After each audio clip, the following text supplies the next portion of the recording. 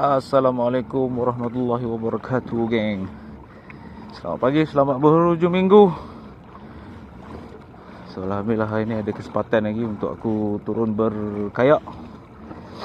Jadi sebelum kita menutup tirai untuk sebulan kita berehat, sempena memasuki bulan Ramadan yang akan tiba tak lama lagi, iaitu lebih kurang dalam minggu depan lah. So aku ada 2 hari lah, hari ni dan esok, InsyaAllah akan turun di spot yang sama.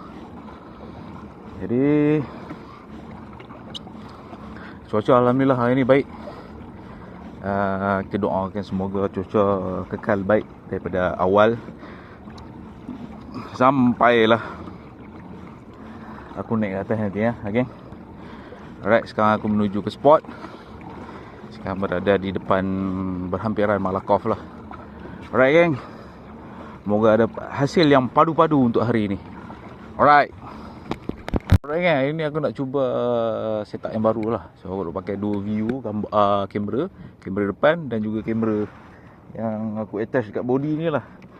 So semoga ada view-view yang cantik lah, geng, yang boleh aku tunjuk kat korang lah. Alright, so kita bawa keluar dulu apa-apa yang patut.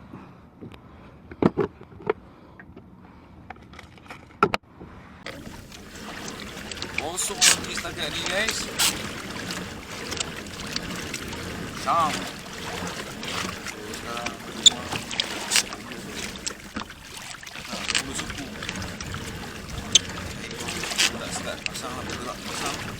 Pertama, geng, ikan lombu. Strike pertama, geng, ikan lombu. Onjik lombu. Alhamdulillah, geng. Ikan kedua bolos onjik. Bolos makan jik, geng.